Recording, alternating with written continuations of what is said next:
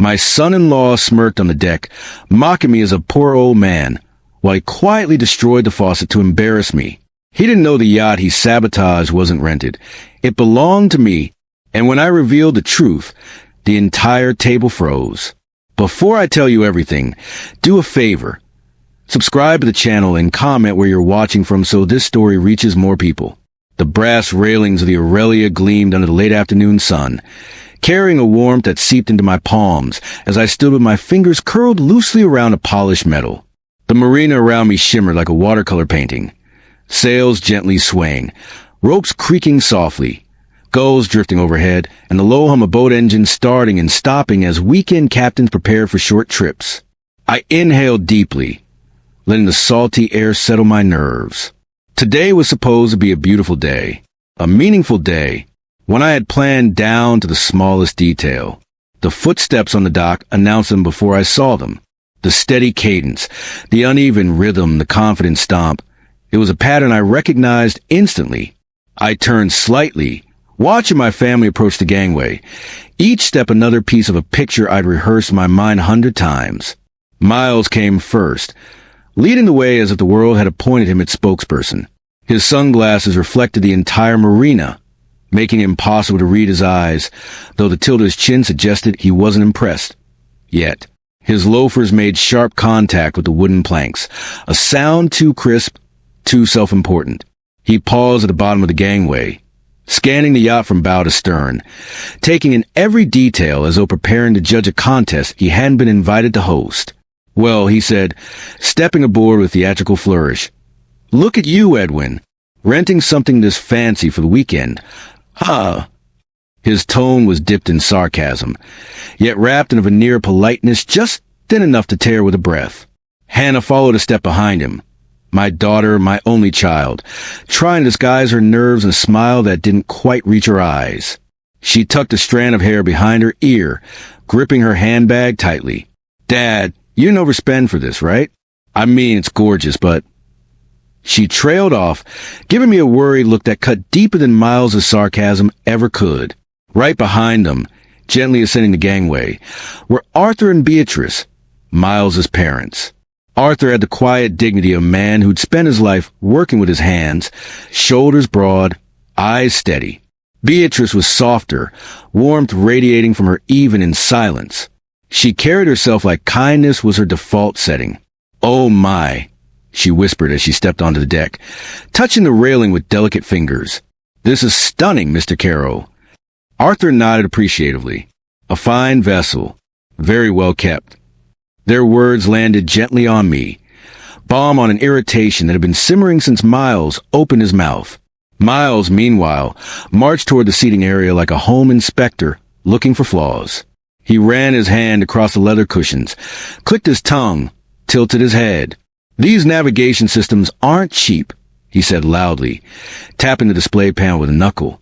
"This alone probably costs as much as your car." A pulse of irritation sparked in my chest, but I kept my expression neutral. Today wasn't the day for conflict.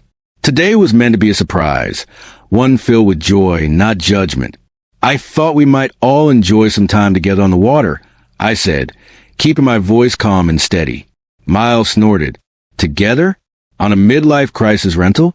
Edwin, seriously, how much did this weekend cost you? You know these charter companies love to prey on older folks trying to relive their glory days." Hannah flinched. "Miles!"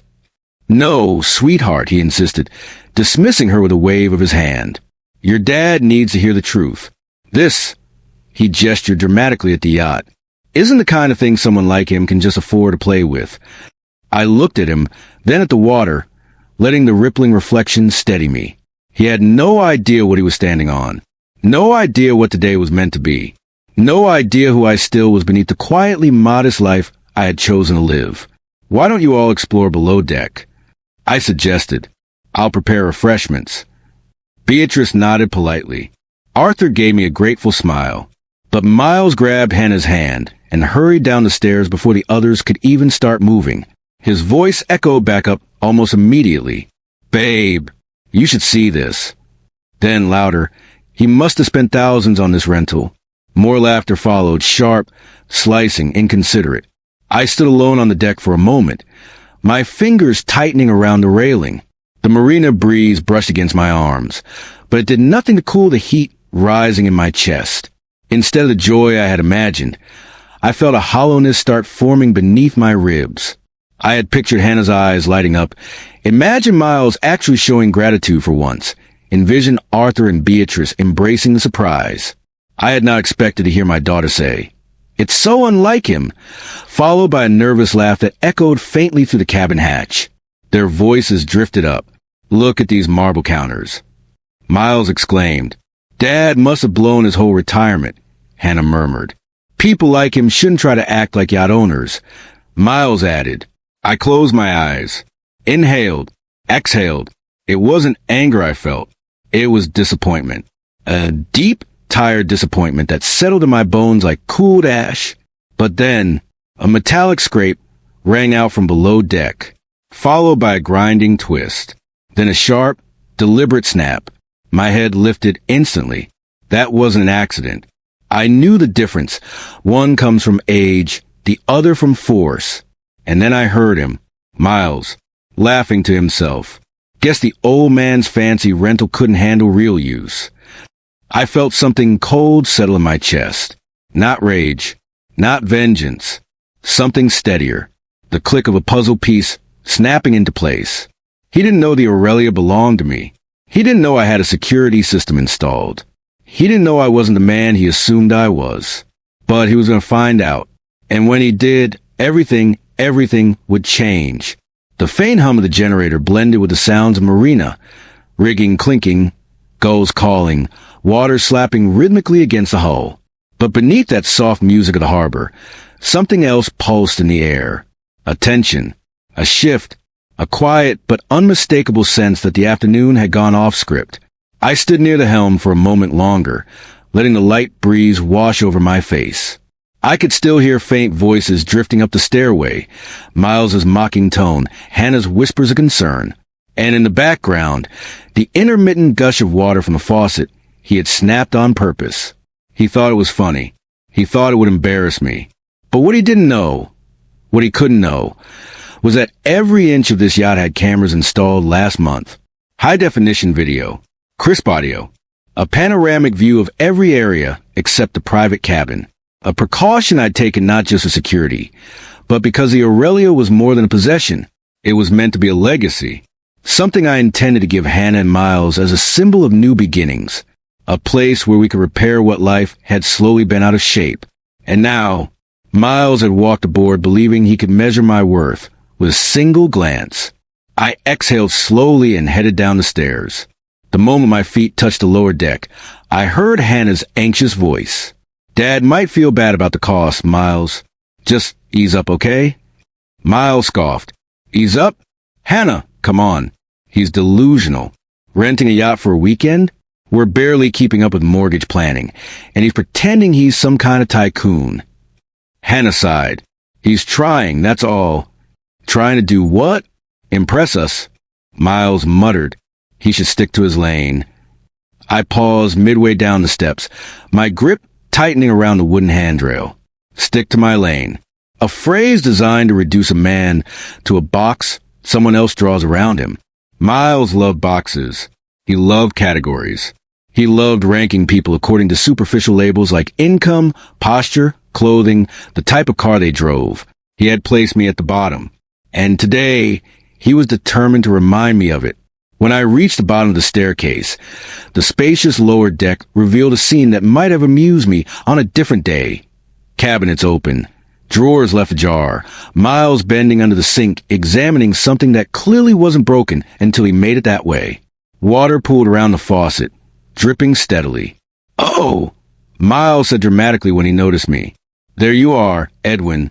We were just talking about you." Beatrice and Arthur stood nearby, both visibly uncomfortable. Hannah was perched on the edge of the sofa, arms crossed, worry settling like a shadow over her features. Miles straightened and pointed at the faucet. "Looks like your rental is already falling apart. Can't imagine how old these fittings are." I approached slowly, examining the mess. The chrome base had deep scratches, very specific scratches. the kind only pliers could make. But I kept my face unreadable. "I see," I said calmly. "Let me take a look." "Oh no, don't strain yourself," Miles said, stepping back with full concern. "These old systems need professionals." Arthur gave him a sharp glance. "Miles, the least you can do is stop criticizing for 5 minutes." Miles shrugged. "I'm just being honest." I knelt beside the faucet. One twist told me everything I needed to know. Internal valve damage. A break that couldn't have happened from normal use.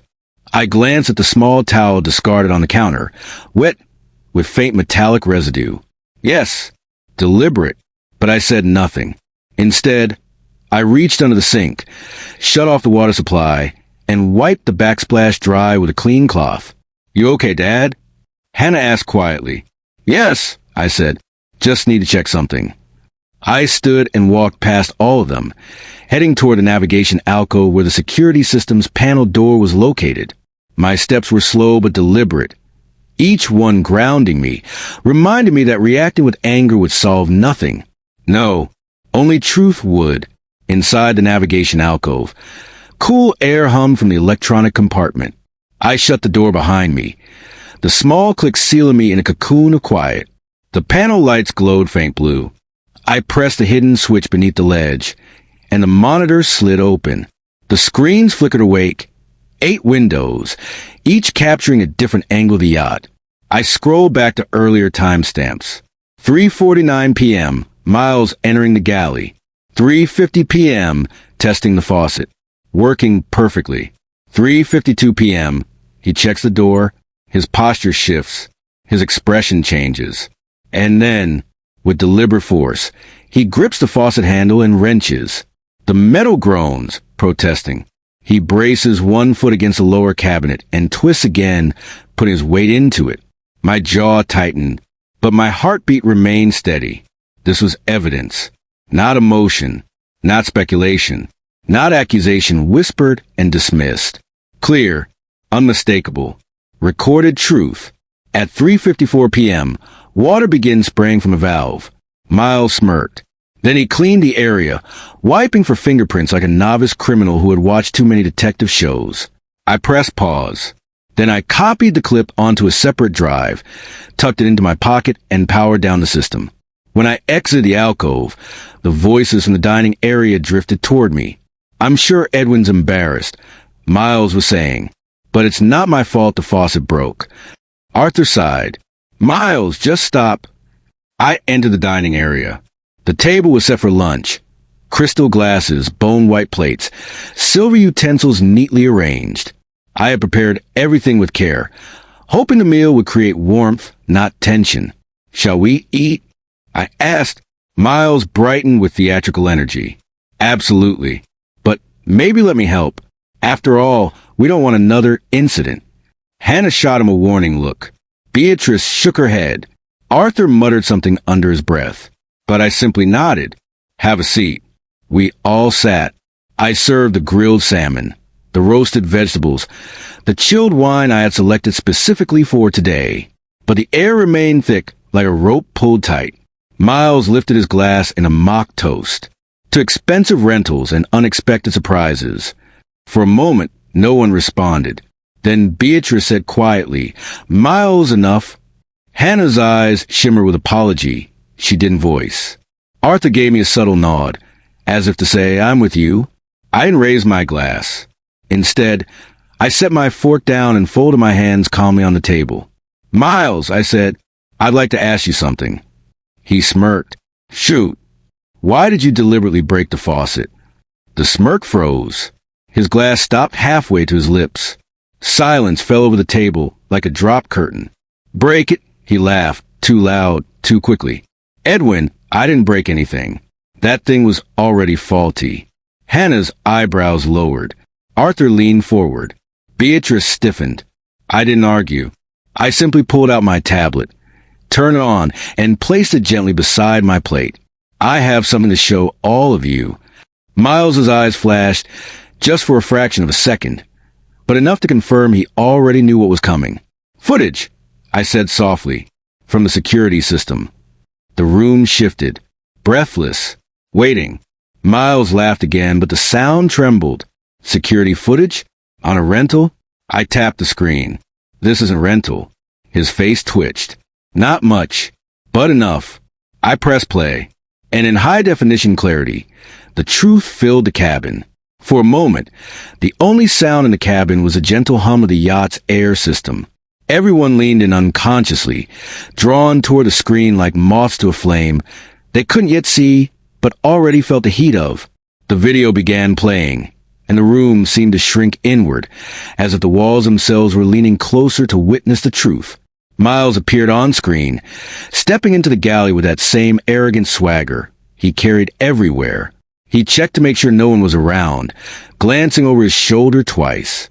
Then he approached the faucet and turned it on. Water flowed smoothly. He turned it off. It stopped instantly. The faucet was flawless. Beatrice let out a tiny breath of relief. Relief that quickly curdled when the next moment unfolded. On the video, Miles grabbed the faucet handle with one hand, then both, twisting it sideways with deliberate force. The metal groaned in protest, a sound so visceral that hearing it through the speakers made Arthur flinch. Miles braced his foot against the cabinet and twisted harder. A sharp crack echoed from the tablet speakers, and then water gushed violently from the broken valve. In real time, in the dining cabin, Hannah gasped. Her hand flew to her mouth. Beatrice covered her lips with trembling fingers. Arthur went rigid, his jaw tightening until the muscles along his cheek trembled. But the screen wasn't finished. Miles stepped back in satisfaction, nodding to himself with a smug little smile that sliced the room like a razor. Then he wiped the faucet base with a towel, clearing the evidence, oblivious of the camera directly above him capturing every second. He even flicked water off his wrist like someone finishing a chore. Miles, at the table now, turned pale. The blood drained so quickly from his face that I half expected him to faint. His eyes darted wildly, from the screen to me, to Hannah, to his parents, then back to me. But not even he could argue with that footage. I paused the video. The silence that followed was deafening. Arthur spoke first.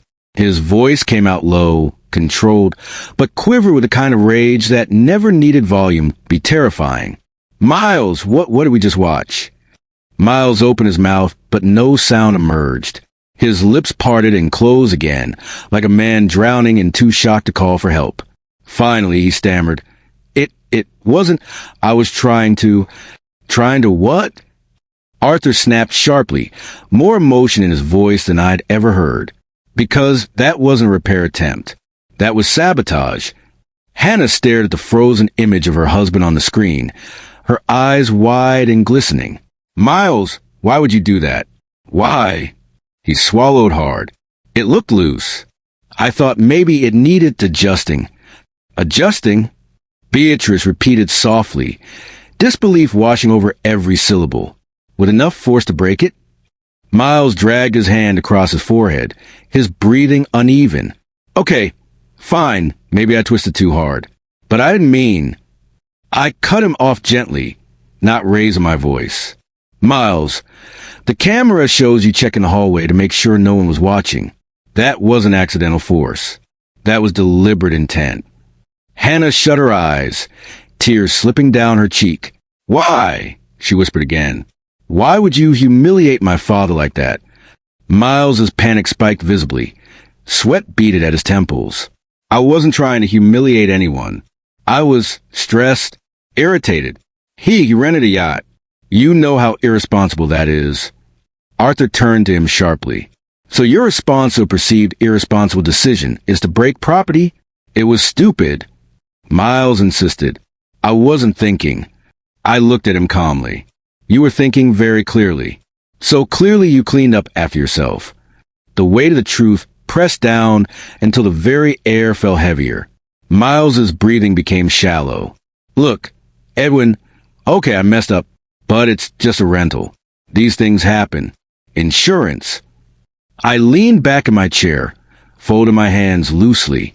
My voice remained soft, controlled, steady. Miles, this isn't a rental. Everything froze. Hannah's breath caught audibly. Beatrice looked confused.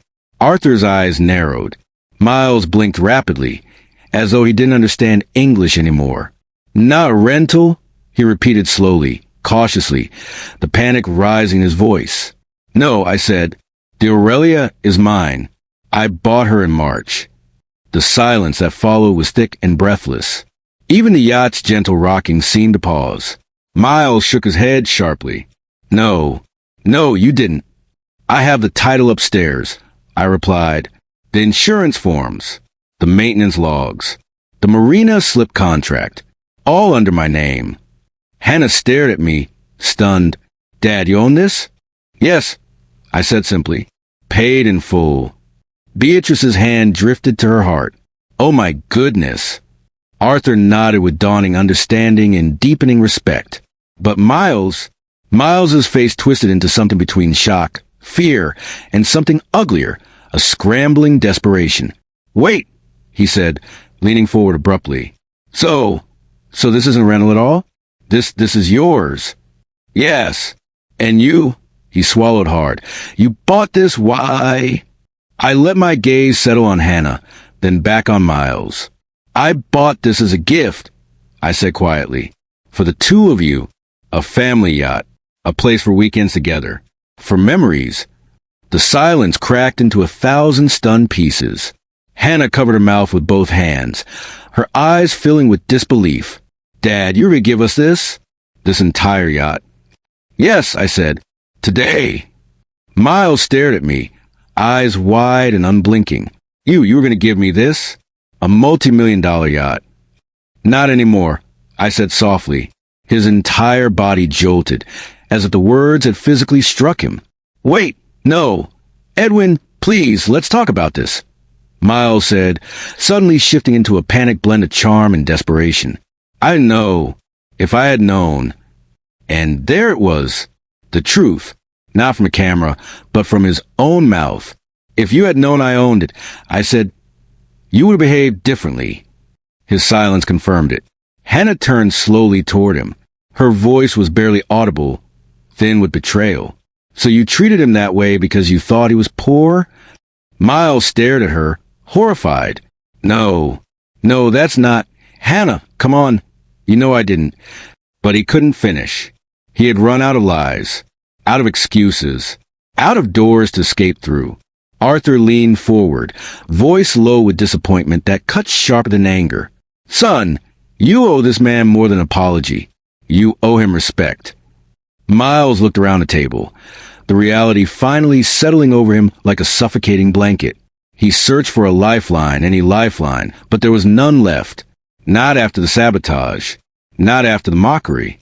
Not after the contempt spoken so freely when he believed I had nothing to give. He had thought he broke a faucet. But really, he had broken his own future.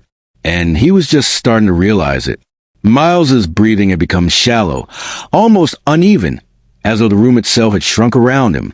His face was pale, blotched with patches of red, his hands trembling faintly where they rested on the table. The confident swagger that always wrapped around him like a shield had disintegrated into something raw and exposed. Edwin, he said, voice cracking under the weight of panic, he could no longer conceal. Let's just slow down. We should talk about this. We are talking, I replied calmly. He swallowed hard. I mean seriously talk. Man to man. Without, he gestured vaguely toward the others, an audience. Arthur straightened. Whatever you want to say, you can say here. Dad, Miles snapped, stay out of this. Arthur's back stiffened, a visible line of tension drawing across his shoulders. I will not stay out of something this reprehensible. Beatrice's eyes glistened, her voice trembling as she said, Miles, how could you think sabotaging something was acceptable? And then blaming Edwin, mocking him. I don't understand you. Hannah's gaze remained fixed on her husband. She wasn't saying anything, not yet, but her silence carried more meaning than her words ever could. Her jaw was tight, her fingers locked together in her lap, her eyes red-rimmed. Miles turned toward her, desperate. Hannah, you know me. You know I wouldn't do anything to hurt your father intentionally. That's exactly what you did, she whispered. Intentionally. He stopped breathing for a second. No, I didn't mean Hannah. He reached for her hand, but she pulled it back instinctively, and the rejection hit him with visible force. He reeled, then turned sharply toward me. Look, Edwin, I made a mistake. Okay? A stupid mistake. But you not giving us the yacht over this? Isn't that extreme? There it was. Not remorse. Not understanding. Not reflection. Just entitlement. Still, I leaned back slightly in my chair, letting the silence settle before I spoke. It wasn't your mistake that cost you the yacht, I said quietly. It was your character. He shook his head violently. No, this is ridiculous. You can't just take back a gift like that. I never gave it. I corrected. Gifts are given, not planned. But you were going to. His voice rose in pitch. You already made a decision. Yes, I said. When I believed you respected me. When I believed you respected Hannah. When I believed you respected the concept of family. He stared at me as though the earth had tilted. You're blowing this out of proportion. Am I? I lifted the tablet again and tapped the screen. The frozen image of embracing his foot to sabotage the faucet stared back at all of us. Miles flinched visibly. Please don't show that again, please. His panic intensified, pressing every word through clenched teeth. Okay, fine. I did it. I broke the stupid thing. Are you happy? I admit it. Hannah let out a small, pained breath. The sound of a heart cracking, not loudly, not dramatically, but in a quiet, final way. I looked at her gently. Hannah, I'm sorry you had to see this. She didn't look away from the screen. I always defended him, she said softly. Every time he said something cruel about someone, I told myself he didn't mean it. Every time he belittled you, I told myself he was just stressed. Every time he made fun of your house, your car, your clothes, I told myself he didn't mean anything by it. Miles whipped his head toward her, horrified. Hannah, what are you saying? She continued speaking as if she hadn't heard him. But today I saw him. Really saw him. Miles's panic erupted. Hannah, stop. You're overreacting. He set me up. This whole day was a test. I raised a brow. A test you failed without hesitation. He turned to me, face contorted. You tricked me. You made me think you were poor so you could... What? Catch me in a lie. No, I said. I simply lived my life. You assumed what I was worth. Arthur exhaled sharply. Son, listen to yourself. No. Miles barked, slamming his palm against the table so hard the crystal glasses shook. No. Everyone just shut up. Beatrice gasped. Hannah stiffened. Arthur stood halfway up, ready to intervene. I remained still. Miles's chest heaved as he pointed a shaking finger at me. You think you're smarter than me, don't you? Hiding your money, living like some monk, and then ambushing me with this yacht? You wanted me to react badly. No, I said, but you reacted exactly how your character dictated. He shook with fury. You can't do this. You can't just make us leave. You invited us. I invited family. I said, not someone who treats me like a charity case, destroys my property, and insults me while pretending to be superior. His mouth opened and closed. You can't just kick your daughter out. I looked at Hannah. My invitation is for her whenever she chooses to return. But right now, she came as your partner. And you showed me exactly how you value me. Hannah whispered, Miles, let's just go. Please. He rounded on her. Go where? He humiliated me. He's ruining everything. No, she said softly, her voice trembling. You did. Beatrice began crying quietly. Arthur looked away, ashamed. Miles's panic suddenly turned into begging. Another shift in the ever-unraveling facade. Edwin, please, don't do this. I'll pay for faucet. I'll replace every fixture in the galley.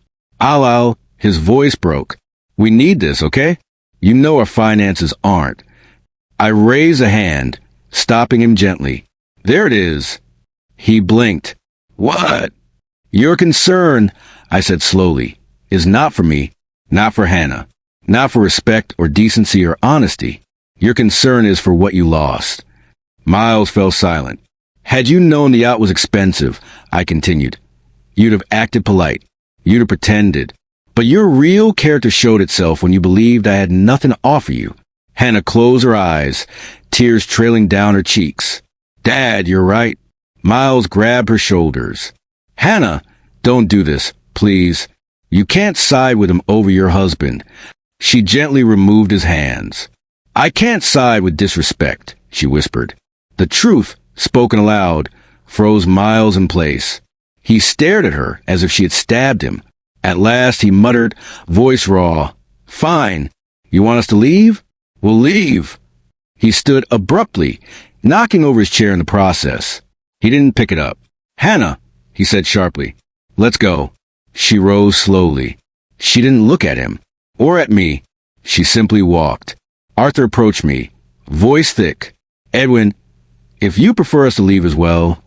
No, I said, placing a hand on his shoulder. You and Beatrice have shown nothing but grace. Stay. Beatrice nodded gratefully through her tears. As Miles and Hannah walked up the stairs, the yacht felt lighter with every step they climbed. On the deck, I heard Miles muttering furiously, his voice cracking with disbelief and rage. Hannah said nothing. Not one word. Finally, the faint sound of their footsteps on the dock faded.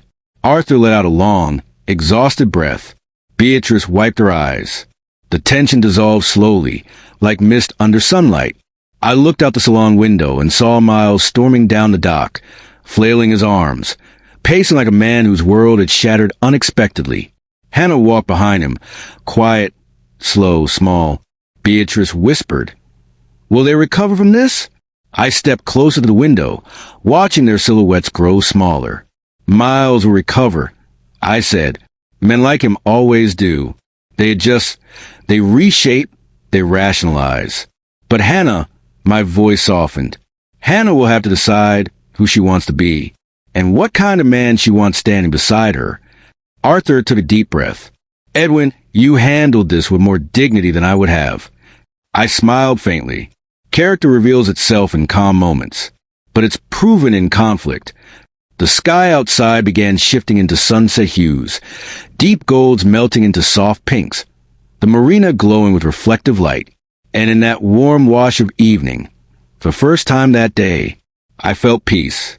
The sound of the metal gangway rattling beneath their feet echoed even after Miles and Hannah were out of sight. The lines of tension they left behind seemed to untangle slowly, as though the very air inside the yacht was exhaling after holding its breath for far too long. I watched Arthur and Beatrice settle back into their seats, still shaken, still processing, but visibly relieved that the storm had passed. I moved toward the window again. Even though the marina bustled with evening life, couples walking hand in hand, children tugging on parents' arms, dogs wagging at passing boats, my focus narrowed on the sight of Miles pacing angrily at the end of the dock, arms swinging, shoulders jerking with every explosive gesture. Hannah followed a few steps behind him, her posture subdued, her head bowed. I don't know how she'll handle this, Beatrice murmured, watching me watch them. Arthur, standing beside me, sighed heavily. Hannah's stronger than she seems. But Miles, he shook his head, an expression of disappointment settling deep into his features. I didn't raise him to behave like that. I placed a gentle hand on his shoulder. Children can be taught values, Arthur. But character is revealed when no one is watching. He nodded slowly, as though weighing the truth in that statement, then exhaled like a man who'd been holding on to guilt that wasn't his to carry. I turned back into the cabin. The dining table still sat fully set, the silverware aligned perfectly, the plates waiting, the wine glasses catching the last rays of daylight. For a moment, the scene blurred into memory of how I had pictured this day. Laughter, shared stories, Hannah smiling the way she used when she was small and carefree. I imagined the warmth that should have filled this room instead of the tension that had taken its place. But life rarely follows the script we write for it. Beatrice approached gently, placing her hand over mine on the edge of the table. Thank you, she said softly. For what? I asked. For handling something impossible with grace, she replied. I've seen you treated with disrespect before, but seeing how you navigated today, her voice faltered. You showed all of us what strength looks like. Arthur nodded in agreement. Son, you displayed more patience than I would have. Miles, he needs to do some deep reflecting. Alone. I smiled faintly. Maybe, or maybe today was his reflection. We shared a quiet moment, letting the calm settle in. Then I said, let's finish the meal. The day doesn't have to stay spoiled. Beatrice smiled gratefully. Yes, please. I like that. We moved to the table. The salmon's warmth had faded, but not enough to be unappetizing. The wine had mellowed in the glass.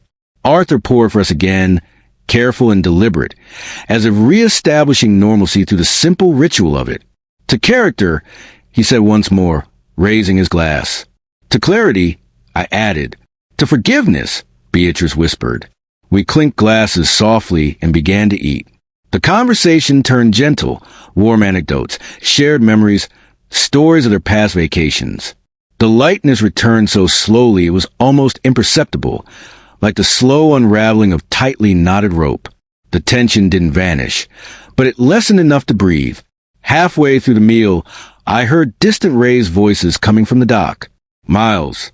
His tone carried across the water, bouncing off the hulls of nearby boats. Even without hearing the words, I knew that pitch, sharp, defensive, frantic. The franticness of a man whose pride was bleeding out and who didn't know how to stop it. Occasionally, Hannah's softer voice interjected, quiet, measured, strained. Beatrice set her fork down gently. Should we check on them? Arthur shook his head. No, let them sort out. I agreed silently. Intervening now would only make things worse. Hannah needed space from him, not a mediator stepping between them. After dinner, I suggested we move to the upper deck. The sun had dipped lower now, cascading warm orange light across the marina, turning the water into a sheet of molten gold. As we stepped outside, the gentle breeze shivered through the rigging of nearby sailboats. Beatrice leaned against the railing, inhaling deeply. This is beautiful, she whispered, her eyes reflecting the sunlit waves. Arthur stepped beside her. We needed this today. I stood on the starboard side, looking toward the dock again. Miles and Hannah were now seated on a bench, still deep in conversation. His posture was rigid, knees bouncing, hands animated. Hers was still, closed off, restrained, her eyes focused downward. Look at them, Beatrice said softly. They don't look like a married couple. They look like strangers trying to decide if they should sign a business contract. I exhaled. Hannah has spent years softening his edges. Today she realized they're not edges, they're barbs. Arthur shook his head. He never learned humility. He never learned to stop measuring everything by money or status. I glanced at the compass mounted on its brass pedestal near the helm. The needle pointed steadily north, unbothered by the turmoil around it. A compass always knows where it stands, I murmured. I wish people were that steadfast. Beatrice smiled faintly. I think you are, Edwin. I held her gaze for a moment. Gratitude warmed my chest far more than the late sunlight. We stood on the deck for almost 20 minutes, letting the marina's peace wash over us. The gentle sway of the yacht, the fading chatter of people on shore, the warmth of golden hour. It all created a moment of stillness I hadn't expected to find after the chaos of the afternoon. Eventually, Miles stood abruptly from a bench. Pacing again, Hannah remained seated, staring at her hands. He turned to her, gesturing angrily toward the yacht. Even from the distance, I could read his body language. How could he do this to me? How could your father embarrass me? Not, how could I treat him that way? Not, how do I fix the harm I caused?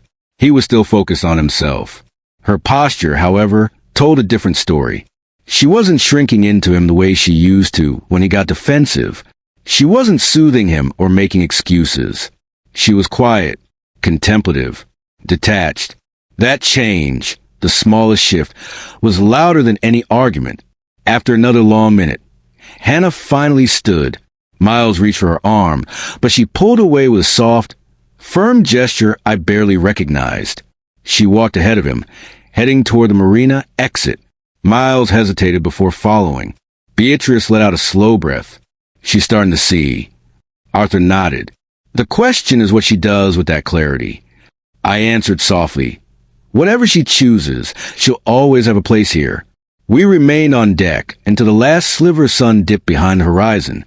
The sky turned pink, then purple, then a soft twilight blue. Light sparkled across the marina, reflecting like scattered stars on the surface of the water. Arthur stretched. Edwin, would you mind if we stayed a bit longer? I think we all need a little more calm before we head home. Stay as long as you like, I said warmly.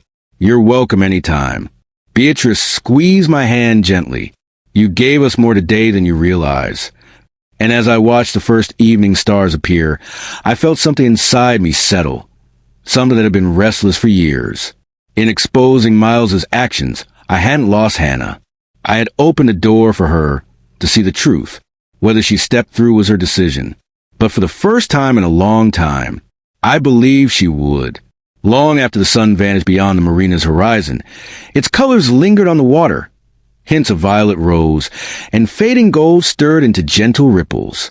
The Aurelia rocked softly, as if swaying a quiet lullaby meant only for those who chose to stay aboard. But even with the calm surrounding us, my thoughts moved restlessly like an undertow beneath the surface. Arthur and Beatrice had settled comfortably onto the cushioned bench near the stern. A soft lantern glowed beside them, casting warm light across the deck. Beatrice sipped tea from a porcelain cup, her fingers wrapped gratefully around the warmth. Arthur sat next to her with a contemplative silence that spoke louder than words.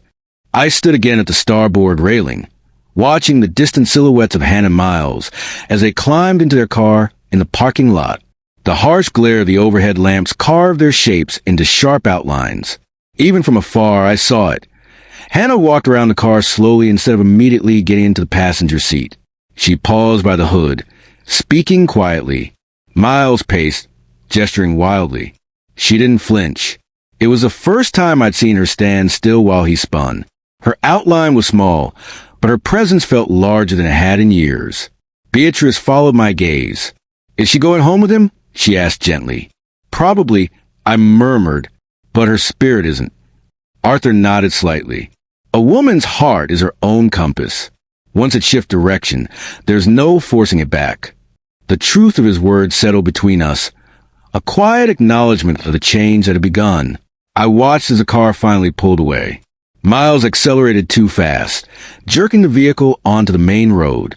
Hannah's silhouette remained still, her posture rigid even as the taillights disappeared into the night. When the last trace of them was gone, I exhaled, slowly, deliberately. The heaviness in my chest lifted only enough to let me breathe, without effort. Beatrice finished the last sip of tea and stood. Edwin, she said gently, would you mind if we took a short walk on the dock before heading home? I think we both need a little time to settle our thoughts. Take all the time you need, I replied warmly. Arthur rose and gave my shoulder a reassuring pat. You did right, he said. It was a hard right, but the right one. The two of them descended the gangway together, walking slowly along the illuminated planks, speaking in low voices. Their figures appeared and vanished behind passing masts, shadows moving beneath the soft lights that dotted the dock. Alone on the deck, I inhaled deeply. The quiet night carried the scent of salt, polished wood, and distant barbecue from a restaurant near the pier. The hum of boat engines in the distance harmonized with the faint chorus of laughter drifting from other boats. And yet, beneath the surface of all that serenity, I felt the pull of memory, the planning, the anticipation, the joy I had expected to feel today. The vision returned vividly. Hannah laughing the way she had when she was young, leaning her head on my shoulder as she once did at the old lakeside picnic pier. The look of delight on her face when I handed her the yacht keys and told her the Aurelia was theirs. Miles perhaps surprised into decency, maybe even humbled. I had held on to that image for months, polished it, perfected it, protected it. But today reality had replaced it with something else, harsh, but necessary. I closed my eyes and let the marina's gentle rhythm calm my thoughts. When I opened them again, the lantern near the helm flickered softly, a warm counterpoint to the cool night air. My footsteps carried me toward the pilot house. I entered a small but elegantly designed space, where polished wood and brass shone even in dim light. The compass stood like a sentinel, the same one that had grounded me earlier, now glowing faintly in the lantern's reflection. I ran my fingers along its rim. Margaret had given me a compass just like this one during our first year of marriage. "So you'll always find your way back home," she'd said, smiling with that gentle certainty she always carried. I blinked, letting the warmth of that memory soften the lingering ache. "Edwin!" Beatrice's voice called from outside. I stepped out to greet them. Arthur and Beatrice were walking up the gangway again, their expressions calmer, more settled. "We're going to head home," Beatrice said softly. "Are you sure you'll be all right here tonight?" I smiled. "I'll be fine. The Aurelia is a good companion."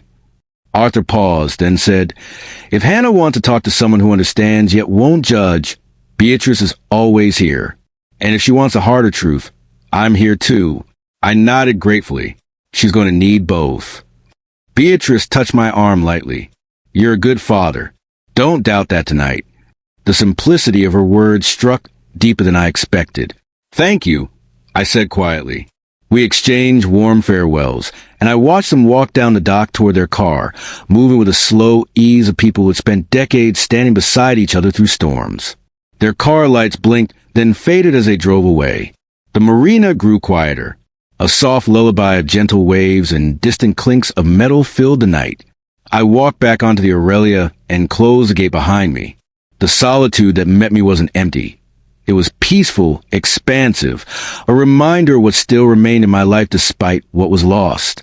I descended into main cabin, turning on only the small overhead lights. The warm wood glowed softly.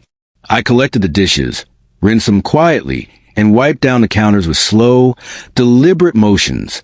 The routine of cleaning felt grounding, almost meditative.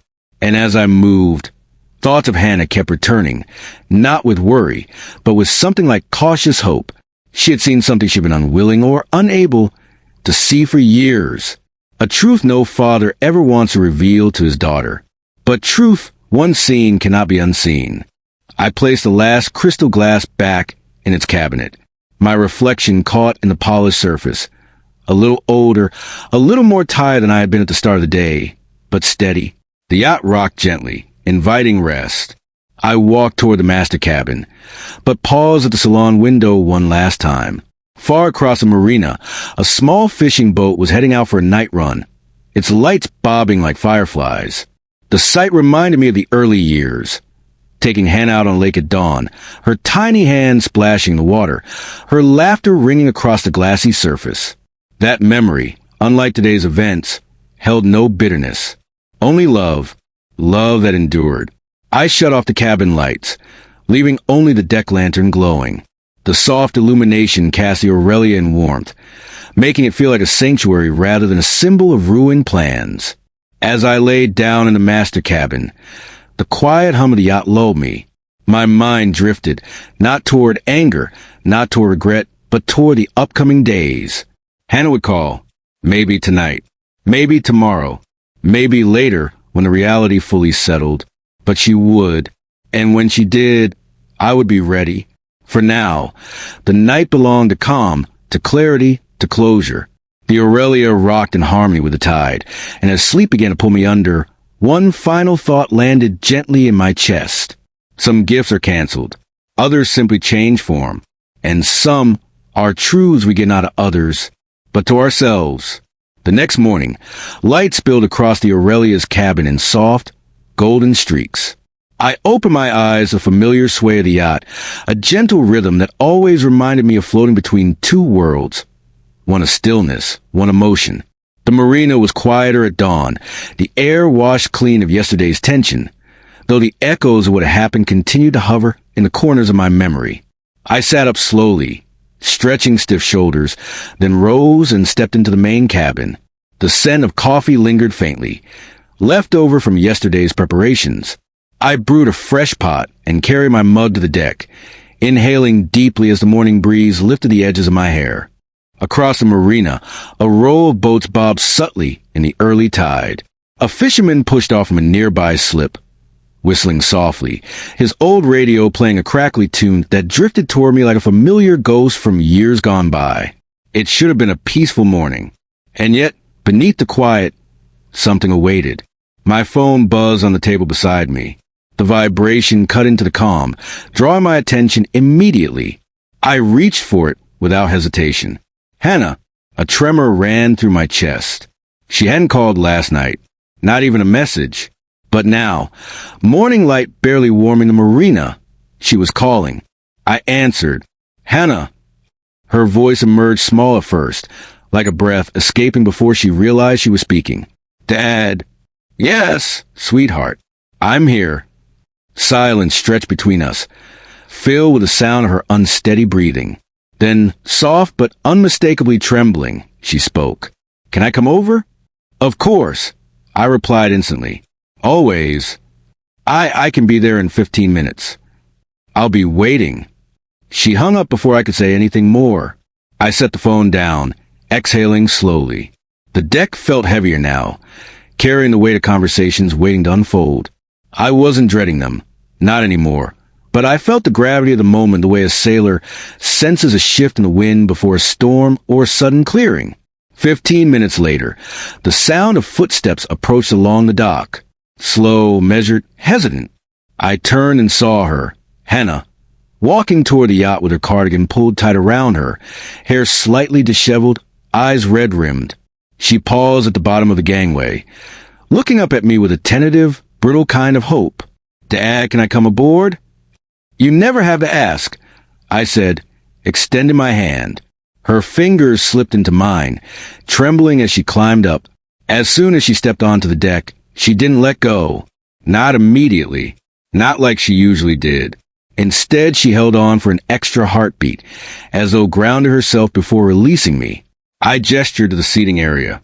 She sat, folding into herself, arms wrapped protectively around her waist. For a moment, neither of us spoke. I didn't sleep, she finally whispered. I'm sorry, I said gently. It's not your fault. Her voice cracked. I mean, in a way it is, but not really. I mean, she pressed her palms to her forehead. Sorry, I don't even know what I'm saying. You're processing, I said softly. It's all right. She lowered her hands. Her eyes met mine, soft brown, wide with exhaustion, but clearer than they had been in years. Dad, she said quietly, yesterday, open my eyes. I nodded, letting her continue. I always knew Miles had a temper, and I knew he could be rude sometimes. But I thought, she paused. Her lips trembled. I thought marriage meant loyalty, and loyalty meant standing by him, even when he said things that hurt me, even when he hurt you. She looked away, tears pooling. Hannah, I began, but she raised a hand. No, let me finish. I owe you that. She took a shaky breath. When you showed that video, I felt like the world tilted. I didn't recognize him, and that scared me. I kept asking myself, how long has he been like this? Why didn't I see it sooner? Her voice grew smaller. Why didn't I want to see it? I sat beside her, not too close, giving her space but not distance. You loved him, I said softly. Love can blur sharp edges. She let out a hollow, humorless laugh. Blur? Dad erased entire shapes. Her hands twisted in her lap. When we got home last night, she whispered, we fought. For hours. I felt something cold stir in my stomach. Did he? He didn't touch me, she said quickly. Nothing like that. But his words, she closed her eyes. He said you manipulated him. That you made him look stupid on purpose. That you embarrassed him. That you set a trap. I exhaled. Not surprised. Only saddened. And that wasn't even the worst part, she continued. He said I should have defended him. That choosing silence over him was betrayal. Betrayal. The word broke on her tongue. I folded my hands together, anchoring myself. And what did you say? She lifted her gaze. Tears clung to her lashes like dew on fragile leaves. I told him he wasn't the victim. Her voice steadied. And for the first time in our entire marriage, I didn't apologize afterward. A long silence settled between us, not tense, but heavy with change. After a moment, She asked quietly, "Did you really buy this yacht for us?" "Yes." "And that's not happening anymore?" "No," I said gently. "Not after how he acted. Not after how he treated me. Not after the disrespect." Her eyes glistened again, but she nodded. "I understand." It was neither an accusation nor grief, just acceptance. She rubbed her arms as if chilled. "Dad, can I ask you something?" "Anything." "Would you have still given it to us if he had apologized before you showed the video? If he had shown even a little respect?" I considered the question carefully. "No," I said honestly, "because it's not about a mistake. It's about who someone is when they think no one is watching." She lowered her head. "I thought I knew who I married." "You knew who he was to you," I said softly, "not who he was to others, especially those he didn't think could benefit him." Her jaw tightened. "He accused me of choosing money over him." I shook my head. "This isn't about money." She nodded slowly. "I know, but he doesn't." Her voice cracked again. "Dad, what do I do?" The question pierced deeper than anything said yesterday. It wasn't a question about yachts or pride or property. It was a question from a daughter to a father about her future. I hesitated, because there are moments in life when giving advice feels like rearranging someone else's compass. But Hannah wasn't asking for direction. She was asking for clarity. So I spoke softly. "You do what allows you to breathe without shrinking." Her breath caught.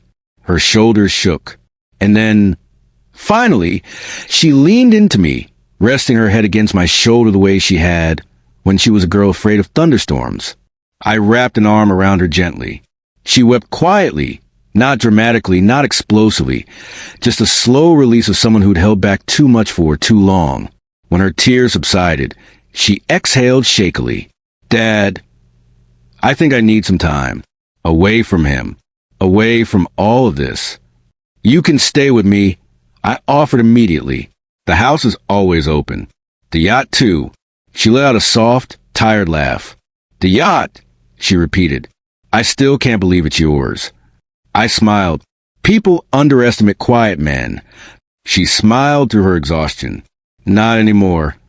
We sat there in silence for several minutes, the marina moving around us, boats leaving for morning runs, gulls circling for food, the soft bubbling of water against the hull. It felt like the world had resumed, moving forward while we paused, letting ourselves catch up. Finally, Hannah said, "Thank you, Dad." "For what?" "For showing me the truth, even though it hurt." I squeezed her hand gently. Truth hurts only when it replaces something we hoped was real. She nodded. "I think I've been pretending for a long time." "You don't have to pretend here." Her eyes warmed. "I know." She stood slowly, gathering her cardigan. "I'll go pack a few things and come by your place later. Is that okay?" "Of course." She hugged me before stepping down the gangway. A long, firm hug filled with exhaustion, fear, and gratitude. When she walked away, her steps were slower but steadier. Each one seemed to carry her a little further from the life she had built around Miles, and a little closer to the one she had left behind. As she disappeared around the bend of the dock, I breathed deeply, letting the morning air fill my lungs. The Aurelia rocked gently beneath me. The marina hummed quietly. And for the first time since yesterday's chaos, I felt the day opening, clean, new, unburdened. A day not about loss or disappointment, but about realignment. About Hannah finding her compass, and me finding peace. The day warmed slowly, unfolding like a page that had been waiting to be read. Hours after Hannah left the marina, I remained aboard the Aurelia, tidying cushions, coiling ropes, wiping away spots on the railings that hardly existed. It wasn't about cleaning. It was about grounding myself after the storm. Around noon, the marina grew busier. Tourists walking along the pier, children pointing at boats with wide-eyed wonder, a couple renting kayaks, laughter drifting across the water. I watched all of it with a quiet sense of distance, as if I were observing life through a window. Then my phone buzzed again. Not a call, a text. "Hannah, I'm coming over soon. Got my things." A follow-up. "Hannah." He got angry again when I said I needed space. Not violent, but I didn't like the way he looked at me. I didn't recognize him. My hands tightened around the phone. Another message arrived a minute later. Hannah, Dad, thank you for letting me stay. I exhaled slowly. Nothing about this was easy for her.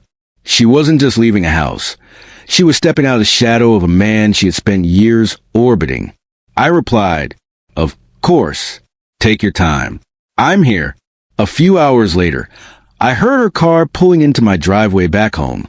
The house was small, unchanged for decades, paint fading a little along the edges, porch light that flickered sometimes.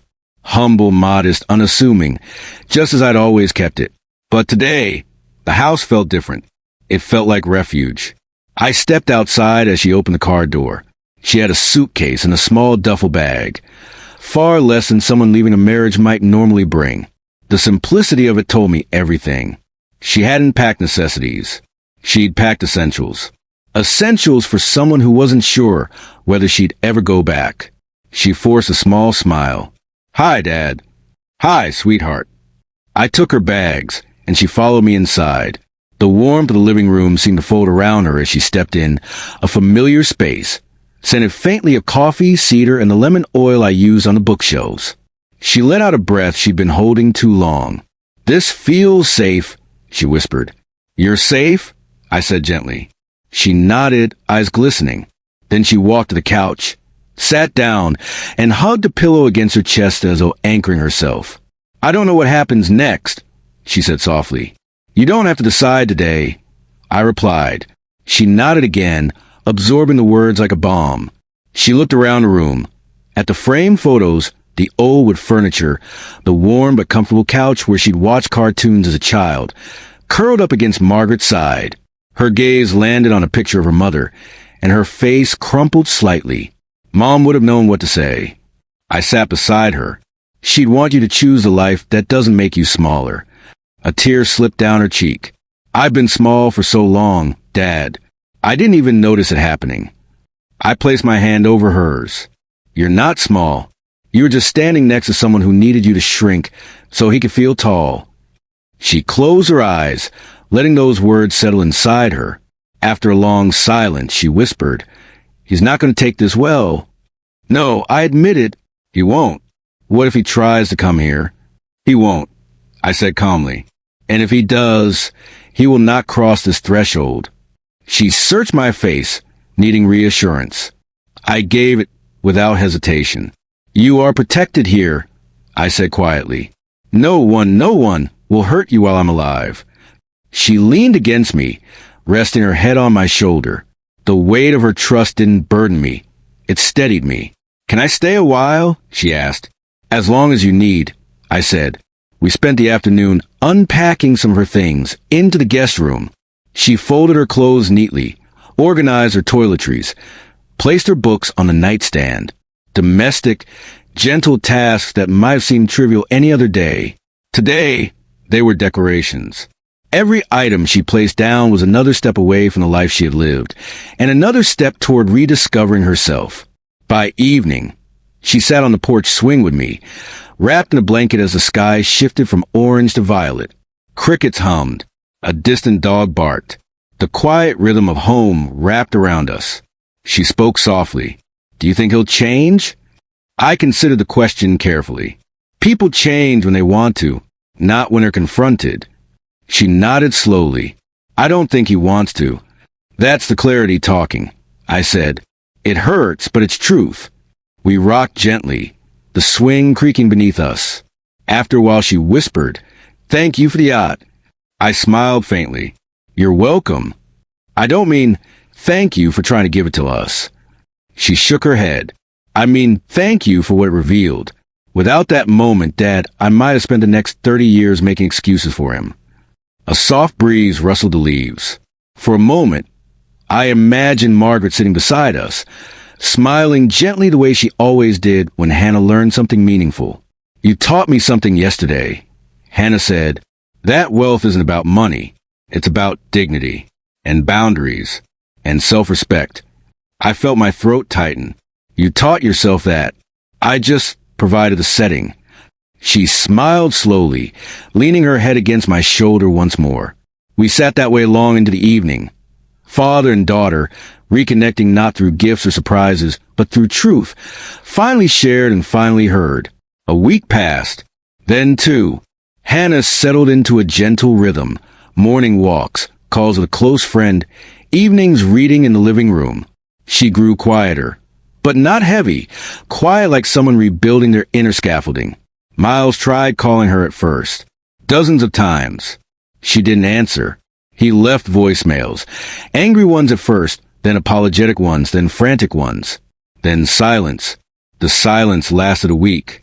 Then he sent a long email full of deflection, half apologies, and soft threats disguised as concern. She asked me to help her draft a reply. 4 sentences. Firm, clear, respectful. A door closing softly, not slammed. She sent it.